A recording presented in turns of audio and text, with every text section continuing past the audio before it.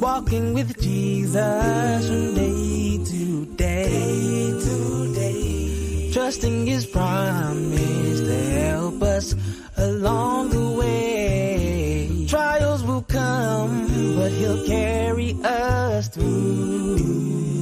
There's nothing my Jesus, the Son of God, can do. With Jesus building bridges to life, yeah. Where we're breaking down the barriers. We'll do it with our Savior in mind, becoming believers in Christ, yeah. At Arlington Road, we're picking up the pieces, oh yeah. At Arlington Road, not our way, but God's way. At Arlington Road, I wanna be a Christian in my heart, oh Lord. Through the cleansing flood, I'll go, yeah.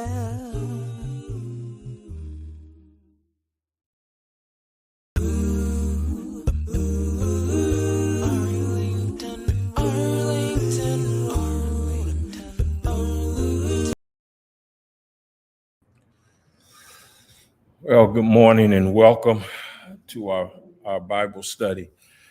And we're in Mark chapter 3. Mark chapter 3. And I'm going to do a little bit of review to get us caught up. And but I want to focus on verses 20 and 21. Mark chapter 3, verses 20 and 21. There we go. All right. If I had to give a title to today's lesson, I would call it Jesus, Maniac, Manipulator, or Messiah. And the reason I'm choosing those three titles is because that's pretty much how people saw Jesus at this particular time in his ministry. We're going to read a passage where it talks about Jesus being called mad. They thought he was mad, which really means they thought he was crazy. And then some people just didn't believe what he said, and they thought he was lying, and he was trying to manipulate the people. But what we know that Mark is trying to emphasize from the very beginning is that Jesus is the Son of God, and being the Son of God, he is the Messiah. So I want us to be thinking about that. Jesus, how people looked at Jesus then, and then even how people look at Jesus now. Some of them see him as mad or a maniac. And then some see him as a manipulator or even like a liar, someone who just didn't tell the truth. Because, we're going to look at the claims that Jesus made. And what I'm going to try to do is put everything together of how people saw Jesus and what they were saying about him. And this might be the reason that his family took the position that they took in Mark chapter 3, verses 20 and 21. So, all right. I'm off my month-long sabbatical, and we're back to the in-person Bible study. All right, Mark chapter 3, and I'm starting here, but then I'm going to back up. Then the multitude came together again, so that they could not so as much eat bread. But when his own people heard about this, they went out to lay hold of him, for they said, he is out of his mind. And if you keep reading, it's kind of hard to stop here.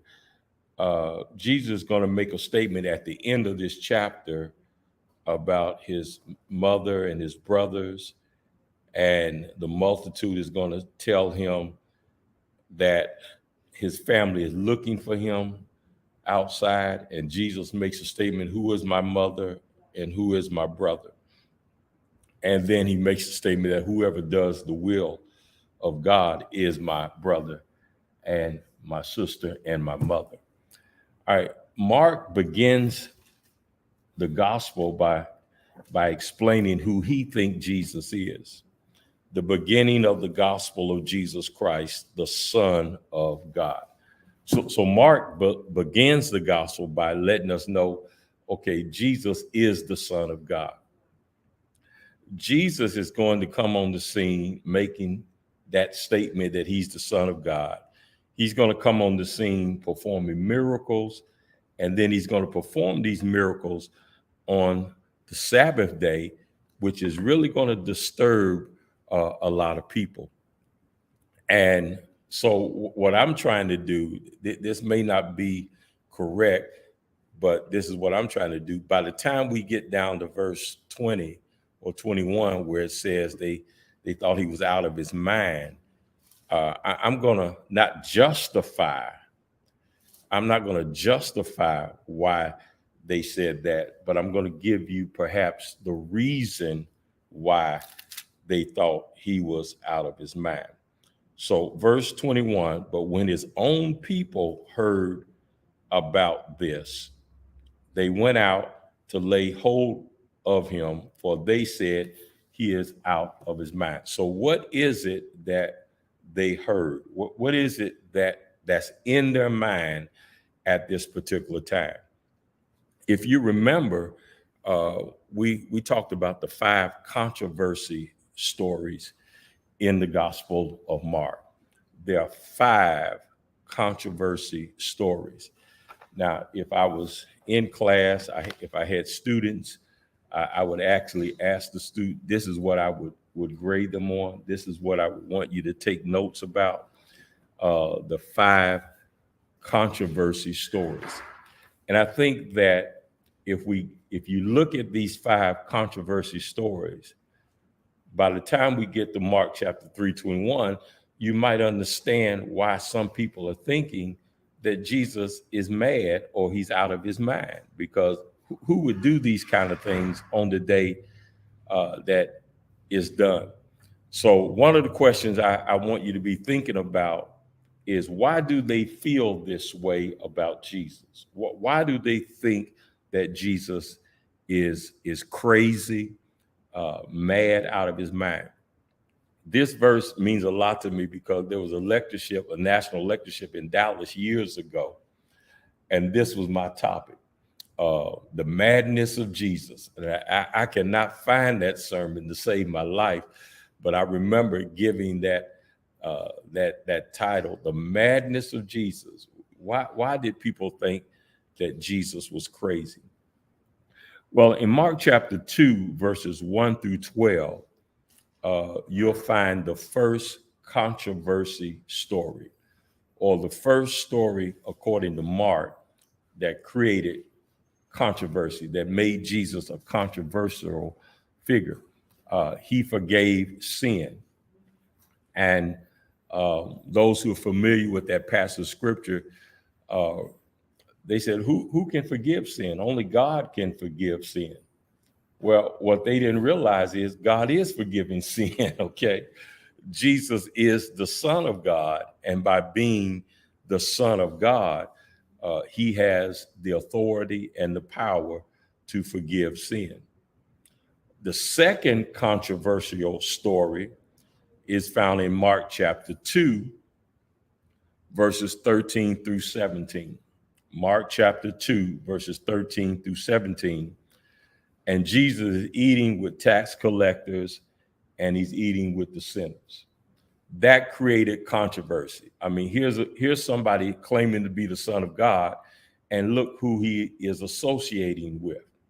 So that created controversy. The first one is forgiving sin, Mark chapter 2, verses 1 through 12. The second one is Mark chapter 2, verses 13 through 17. The third controversy was fasting, Mark chapter 2, verses 18 through 22. You know, Jesus was being scrutinized over everything that he did.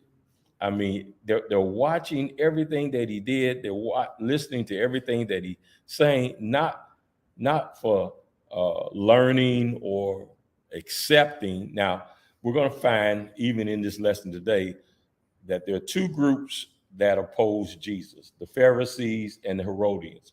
Well, and then the third group are the group that followed Jesus, because many people are coming to him. He's healing folk, and he goes out in a desolate place. They find him. So you got three groups of people. You got the Pharisees and the Herodians, who are opposed to Jesus. And then you got the group that are being healed and they're accepting the teaching of Jesus. When this third controversy about fasting comes up, Jesus makes a statement about new wineskins, and we talked about that, and we talked about how even today people are misrepresenting the concept of new wineskins. You know, Jesus is really trying to show them that grace, he represents grace, as opposed to the law of Moses. Today, we use new wineskins. Well, I say we. Some use new wineskins to go against the teaching or the traditional teaching of the church or the routines of the church, what we've been taught in the church. And I think that we are misappropriating the concept of new wineskins. Jesus was contrasting Judaism with Christianity. Judaism is the old wineskin. Christianity is the new wineskin. So when it comes to what we do in the church today, it's unfair to say that the new trends and the new movements that people are trying to do are the new wineskins, and the way we've been taught to do things are the old wineskins. So it's a misrepresentation. So whenever you hear people talking about new wineskins, biblically, the new wineskins was Christianity versus Judaism, not liberalism versus what people call conservatism or fundamental teaching. So the first controversy, people who are online, they can see it, but for those who are in class, what's the first controversy? Forgiving sin. All right. Second controversy. All right. Eating with sin. And the third, oh, y'all get 100. Y'all own it today. All right. The fourth one can be found in Mark chapter 2, verses 23 through 28. And the fourth controversy has to do when Jesus picked grain on the Sabbath day. Now, we're going to talk about that today, what you could and could not do on the Sabbath day, and how important the Sabbath day was to the Jew.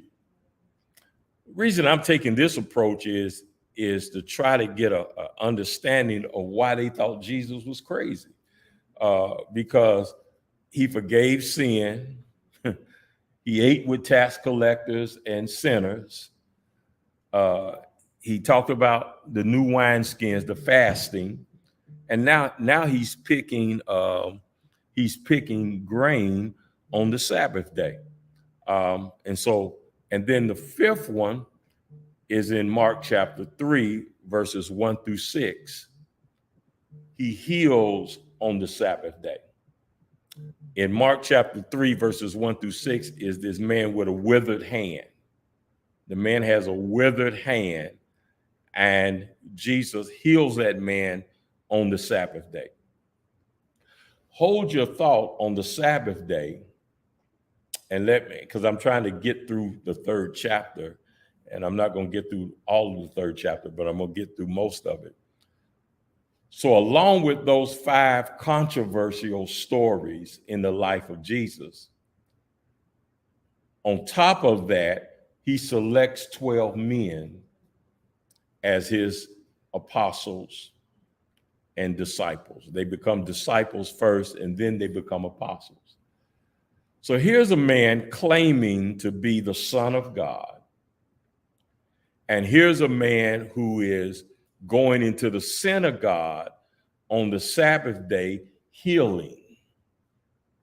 Here's a man who's teaching with authority, and those who hear his teaching is astonished. And then he gets ready to go out on a mission, and he selects 12 men, but notice the type of men that he chose. 12 ordinary men, but diverse men. 4 of them are fishermen. All right. A group of brothers, 2 sets of brothers. James and John are brothers. Peter and Andrew are brothers. 4 fishermen are going to turn, Jesus selects them to be part of the group that turns the world upside down.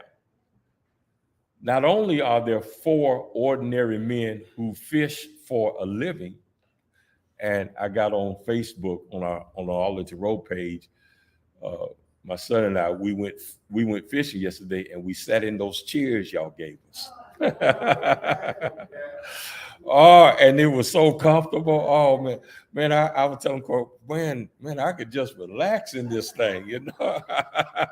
So we put it to use yesterday. But 4 of them are fishermen, which is an ordinary occupation. I mean, nothing glamorous about it. It might have been profitable financially, but nothing glamorous about it. Then he picks Matthew. And what was Matthew's occupation? Tax collector. How did the Jews feel about tax collectors? All right. Hated them. I mean, you know, a tax collector is a traitor. You know, here's a man that has traded, bought into the Roman government and is just trading and profiting off of us. And then there's a man by the name of Simon. One of the gospel writers, it might be Matthew, calls him Simon the Canaanite. Others will call him Simon the Zealot. Well, Mark calls him the Canaanite in the New King James Version.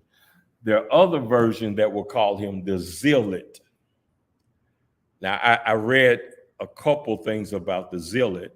One says that he was zealous. He was a zealous person, which might mean he was hyper, he was super excited, enthusiastic. But the way that I lean and what I've always thought is there were a group of individuals called zealots who were like political activists. Now, I need to probably do a little bit more research because some people say that the zealots did not organize until later and perhaps after the time of Jesus. But if my memory is correct, I think that when Simon is called the zealot, they might use a capital Z, which means a party is being represented. I'm going to lean toward him being a political activist because it makes sense to show the diversity of men that Jesus selected to be his apostles. So we got the 5 controversial stories. Then he selects 12 men. Out of the 12, half of them are all of them are ordinary men, but half of them you can point your finger at: 4 fishermen, 1 publican, and one political activist. I wonder what their business meetings was like. I wonder when you get those kind of personalities in a room, one of the things that I can say about those 12 men, for the most part, except for Judas, and even Judas for a certain period of time, is they followed Jesus. Even though they are 12 men with different backgrounds, they had confidence in Jesus because when he called them, they followed. Now, we can read other passages of scriptures when Jesus wasn't around and they had their conversations about which one of us is the greatest. They would have conversation, which one of us is going to get the chief seat. So it's like that. When the leader is not around, people will share their thoughts. But when the leader comes back to them, he gets them centered, focused, on the right page. It's not like that in the kingdom. You don't need to be thinking about who's the greatest. Now, Jesus didn't twist their arm and say, well, y'all cannot think like that. But what he did try to do is transform their thinking. You are the leaders, and a leader is a servant. So you got to get this Gentile mentality out of your heart. We're not carnal, we're spiritual. So it was a lesson learned along the journey. And they had to keep learning these lessons. So now I'm putting all that together. I'm putting all of this together. The 5 controversial stories, the fact that Jesus selected 12 ordinary men to follow him with the agenda, he is the Son of God. He is the Messiah. Well, by the time we get to verse number 20, then the multitude came together again so that they could not so much as eat bread. But when his own people heard about this, they went out to lay hold of him, for they said he is out of his mind. So what perhaps I'm suggesting that what they heard is these controversial stories, and especially him healing on the Sabbath day. What's so important about the Sabbath day? Why would people have heartburn about the Sabbath? Well, for the Jew, all work was forbidden on the Sabbath day. The Jew did not work on the Sabbath. In their mind, we're going to get the work done in 6 days. we can learn something from that. But the Sabbath day is holy. And the Jew was definite and detailed about it. Let's say someone got sick on the Sabbath day and needed medical attention. According to the Sabbath laws, medical attention could be given only if life was in danger. So you didn't go to the emergency room on the Sabbath day. You didn't go see a doctor on the Sabbath day. If you had a migraine or allergy reaction, if you were sniffing and coughing, you didn't get medical attention on the Sabbath day. Only if your life was in danger. Are y'all with me? That's how important the Sabbath day was. All right. A woman in childbirth might be helped on the Sabbath. So if a woman was giving birth to a baby, they would make an exception for her, but an infection of the throat might be treated. If a wall fell on anyone, enough might be cleared away to see whether the person was dead or alive. If he was alive, he might be helped. But if he was dead, the body had to be left until the next day. Now, keep in mind how detailed these Sabbath laws were, but also keep in mind how meticulous they had to be taught. Now, we can criticize the Pharisees, which we do, but let's give the Pharisees credit for teaching. Now, the way they kept the law is where the criticism comes, but they did teach. If someone broke a bone, a fracture could not be attended to. So in other words, if you broke a bone, don't break it on the Sabbath day, because nothing could be done. Cold water couldn't be poured on a sprained hand or foot. A cut finger might be bandaged with a plain bandage, but you couldn't put ointment on it.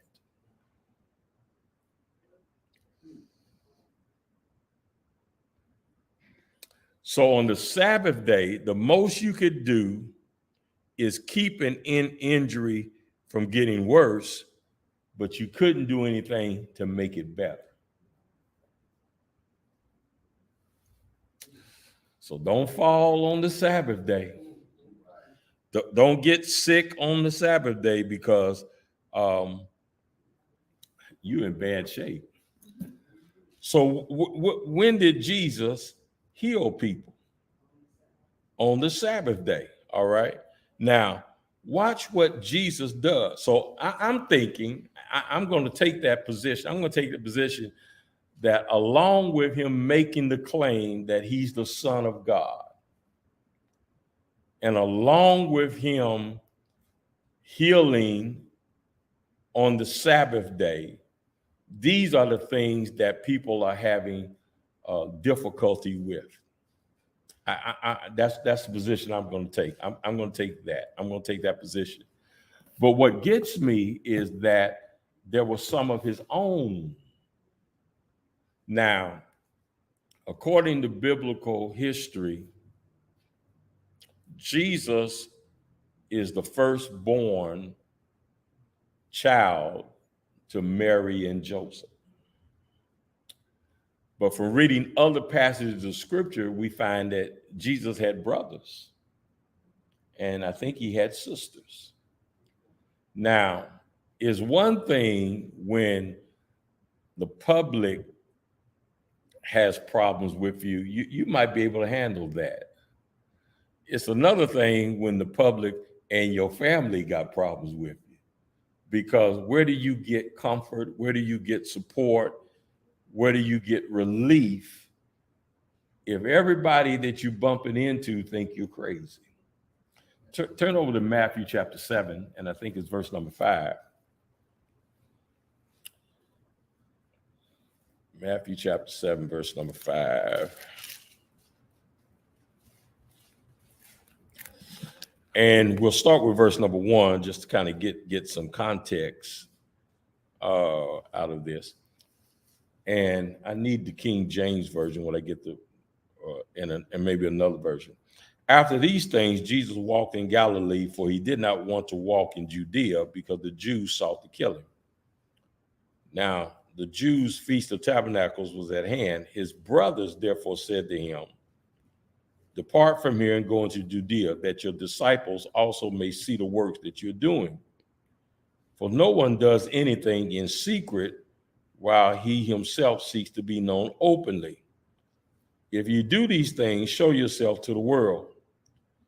Verse 5, for even his brothers did not believe in him. Does it say it different in the King James? Anybody got the King James? John chapter 7. What did I say? Well, y'all can call me crazy. I am so sorry. Okay. John chapter 7. Yeah. Well, if the multitude said I said Matthew, okay? Listen, tell you the truth. If y'all said I said Matthew, I wouldn't believe it until Sister Crusoe said you said Matthew.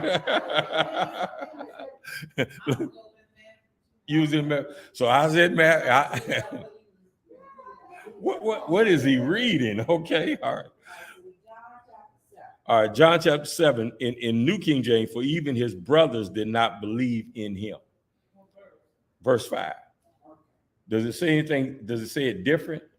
It said, for neither did his brethren believe in him. Okay. About the same. About the same. All right, all right.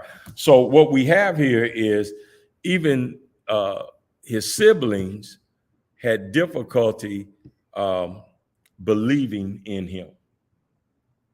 So, can you imagine what life was like for Jesus? He's growing up and he knows he's the Son of Man, Son of God. And then his brothers, his siblings come. And of course, we don't find any miracles recorded by Jesus as a child. But Jesus knew what his purpose was, because even at the age of 12, he's in the temple. And he's talking with the doctors and the lawyers. So it had to be a difficult childhood for Jesus, knowing his purpose. All right. Any questions about these controversies? Any questions about the Sabbath? Any questions about that? I'm thinking that they think that he's crazy, because Jesus, as a Jew and as a rabbi, and he was recognized as a rabbi, knew the Sabbath law. But Jesus made statements like he is the Lord of the Sabbath. And Jesus is making statements that he has authority over the Sabbath, because he was before the Sabbath, So how you gonna tell me what I can't do on the Sabbath when I existed before the Sabbath? Well, people are having all kind of problem with Jesus. He talking about he's God. He's talking about he's the Son of God. He's forgiving folk of sin. He's eating corn on the Sabbath day, and Jesus takes them back to David eating on the Sabbath, trying to sustain himself. So he's having a difficult time with people, and then his own thinks he's crazy. Well, I think that if somebody today would walk around Hopewell, Petersburg, Prince George, Chester, and say he's the Son of God, we would think he's crazy. We would actually have I would have some difficulty with that. But Jesus is validating his authority by the miracles. Now, let me see if it's in my text.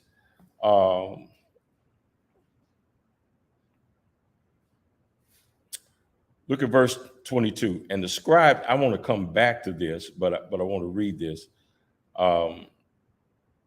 And I'm back in Mark now. Yeah, Mark. Okay.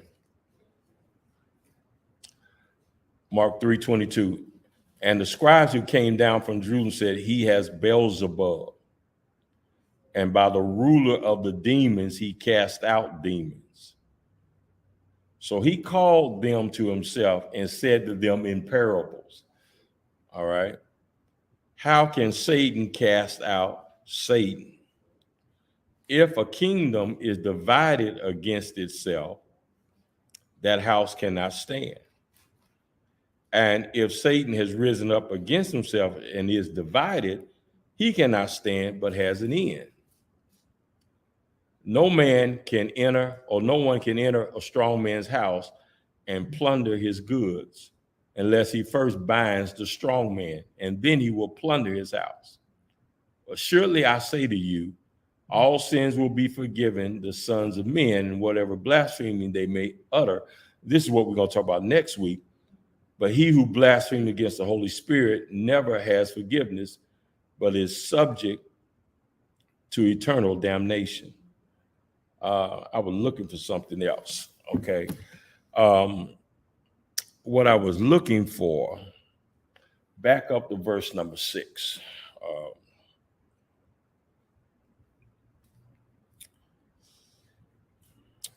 Okay, back up to verse number 6. He heals the man who has the withered hand. Verse number 6, then the Pharisees went out and immediately plotted with the Herodians against him that they might destroy him. All right. The Pharisees and the Herodians are two separate parties. Both of them have political interests. We know more about the Pharisees than we do the Herodians, but their name describes them and gives you indication of their interests.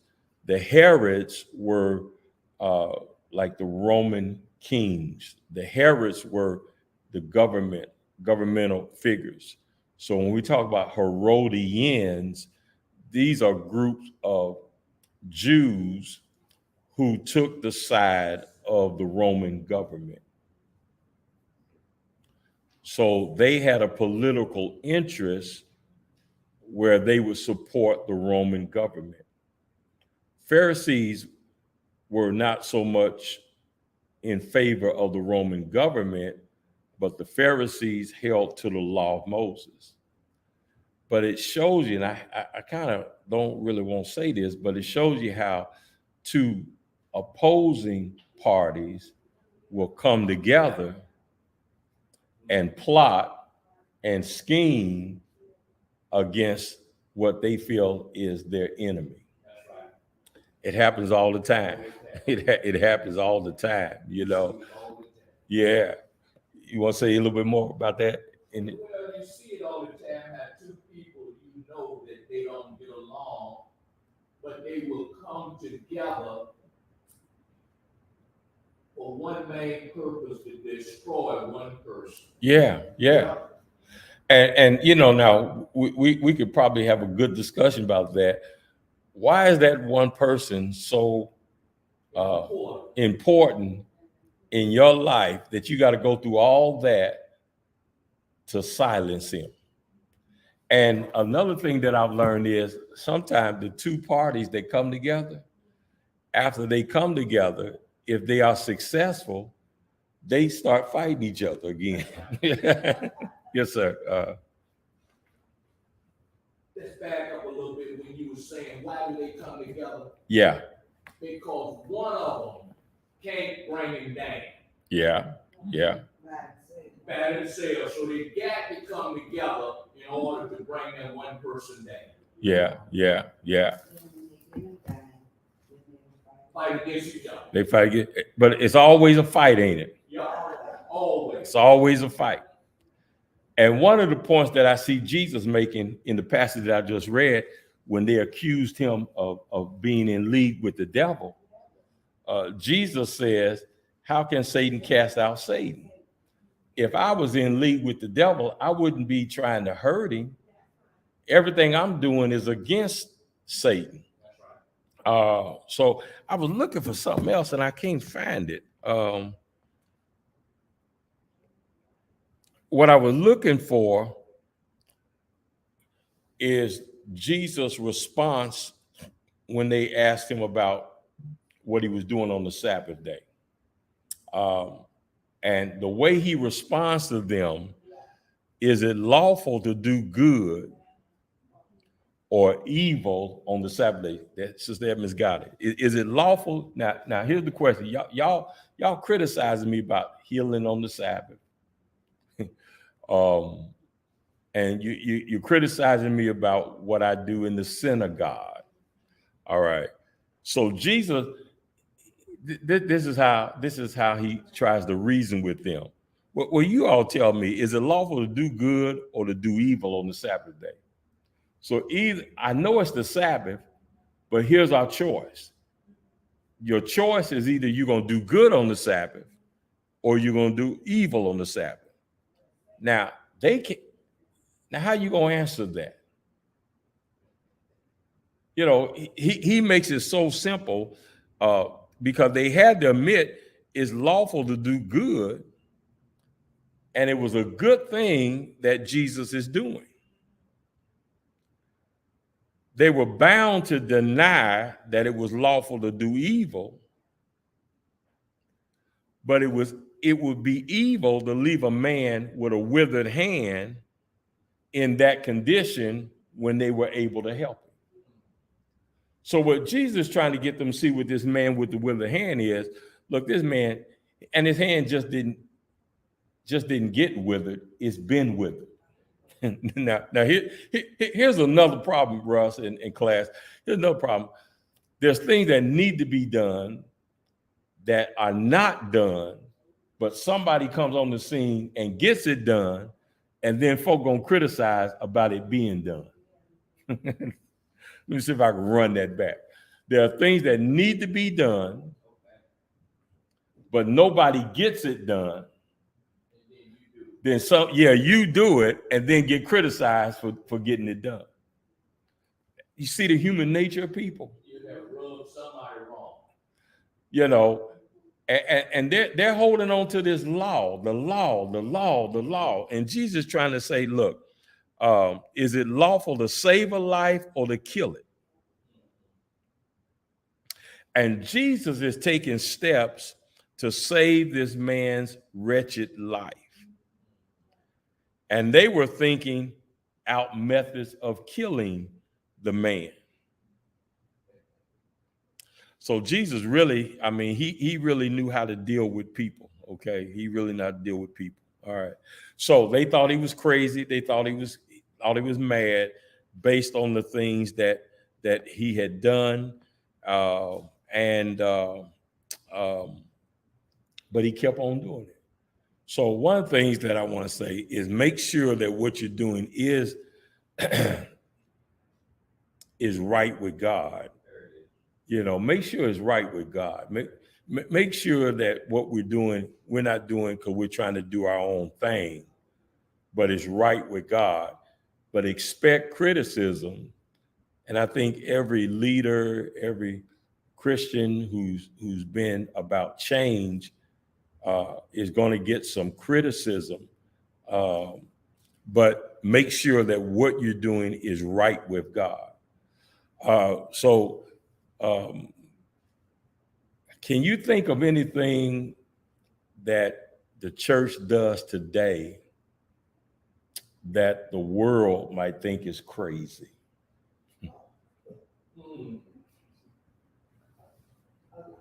A lot of things.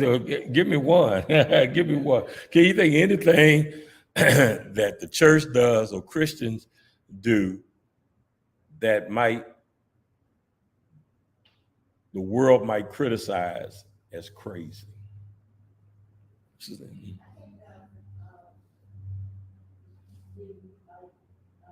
don't use instrumental music to enhance the worship service. I think that's crazy. And that's a hot topic now.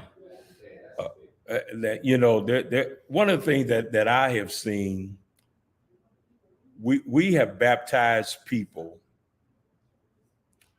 but they are so conditioned to what they are used to that they go back to what they came from because they feel like this is not right because they're so used to what they've been doing. I'm trying to be politically correct in what I'm saying, but I want to say something else, you know, and the instrumental music issue is one of the things. And one of the things that we've got to be able to defend our position of why we do not use instruments. So I'm going to give you one, and then I'll get Sister Buford. One of the things that we use to justify the resurrection of Jesus Christ. How do you justify and prove the resurrection of Jesus Christ? And one of the ways that we do that is historical evidence. That there are a number of people who were eyewitnesses of Jesus. And the argument has been made, none of us met George Washington, Abraham Lincoln, or Frederick Douglass, or George Washington Carver. Let me put some color in it, all right? Yeah. We never met those men, but we believe that they lived based on historical evidence. There's enough historical evidence to support that these men actually lived. That's one of the ways we prove that Jesus was crucified and resurrected from the grave. We can use the same argument. There's enough historical evidence that instrumental music was not used. So, you can take a theological approach, you could take a scriptural approach, and along with that, the historical approach. If instrumental music was used in the worship service of the New Testament church, there should be historical evidence of it. There should be somebody who says the early church used instruments. There's more historical evidence against the use of instrumental music than it is for it.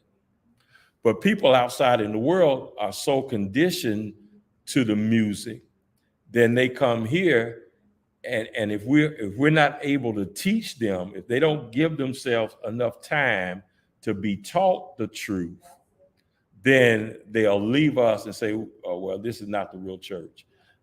And really, it's just not the church that they are accustomed to or used to. So Buford, that.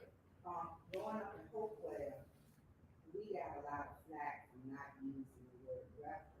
And then he said, Mr. Curtis did not mind because Mom explained to him why we weren't allowed to use it. And a lot of other people thought we were being disrespectful to him. He was a civil rights person, but he did. Yeah. But we got. Okay. And they thought we were crazy and disrespectful. Yeah. Yeah. Religious title. That's another hot button in the Church of Christ now. And one of the things that I'm seeing is if we don't teach our people, every preacher in the Church of Christ is now a pastor. And we're not teaching people that a preacher can be a pastor if there are other pastors, because pastor and elder and bishop is the same office, but that religious title is just, I'm seeing more people use that, and I'm like, man, where did this come from? And so that's the thing. So yeah, let's just buckle up and put on a seatbelt. People are going to think that we're crazy. And sometimes people think we're crazy when we talk about one church. One church. Someone gave me a topic to preach on out of Ephesians 3 and verse number 10, where it talks about to the intent now that the manifold wisdom of God might be made known by the church. And my understanding of the 3rd chapter of Ephesians is God is bringing Jew and Gentile into one body, and that one body is the one church. It has always been God's mind for there to be one church. And it had always been in God's mind for everybody to be in one church. So this concept of one church blows people's mind. And then some people will say, well, we are part of the one body, but we just worship differently. Well, I think that my response is Jesus made a statement, why do you call me Lord, Lord, but do not the things which I say? So if you're going to call Jesus Lord, then you've got to follow him as Lord, and our worship should be the same. Yes, ma'am. I just wanted to share that I've been challenged as of this past week on the scripture of Revelations 16:22. I'm sorry, 22:16, when Jesus says, I have sent my angel to testify unto you these things in the churches, and I'm quite sure that this person has stopped right there. churches here is full. So I'm supposed to be getting back with her, prayerfully today, to let her know that this is speaking of the 7 churches that are in danger. Yeah. And so forth. But just wanted to show you how people in the world, and this is, I know you're encouraging us to study, because they're just running to scriptures and pull out one scripture and try to sit down with that scripture, and that's what her thing is. Well, it says church is right here. Jesus says, I have sent my angel to the churches, and she's thinking that it's talking about all these denominations and so forth. Yeah. So it's talking about how people in the world look at us, and we're so hung up on one church. Yeah. It says in the book, church is. And Yeah, they yeah. haven't studied to find out what it's talking about, speaking vocation. Yeah. I think it might be difficult, but what I would try to help her to see that there's a universal church, and then there are local churches, and the local churches collectively make up that one church. You know, we understand that local churches individually are part of the one universal church. But if a person, it takes time to break a person down. It takes time and everything. Okay. All right. So Jesus, is he a maniac? Is he a manipulator? Or is he the Messiah? And of course, we're going to say he's the Messiah. But those in opposition to him is going to see him as crazy. Now, we would probably say that today, when folk think that we're crazy for standing on the faith, that we're demonstrating our faith.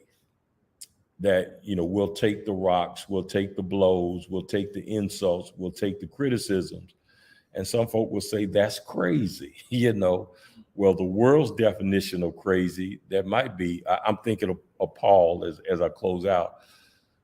1 Corinthians 1, Paul says, but the preaching of the cross is to them that perish foolishness. But to us who are saved, it is the power of God. So yeah, the world thinks we're crazy, we're moronic, we're out of our mind. And just to make it simple, some folks think we're crazy for coming to church every Sunday. Some folks think we're crazy for keeping the doors open through the pandemic. Some folks think we're crazy for giving as we prosper or being sacrificial in our giving. Some people think we're crazy for the moral stand that we take or live. They think all of that is crazy. But y'all hold to God's unchanging hand. And so next week, what I want to do is talk about this blaspheming of the Holy Spirit and try to close out Mark chapter 3. All right. And we'll get back to normal here with our Wednesday Bible class. And also this will be played tonight at 7 on YouTube and also on the Facebook channel. All right. Yes, sir. What you've been telling us, or you've asked us, about inviting people to the church, right? Yeah.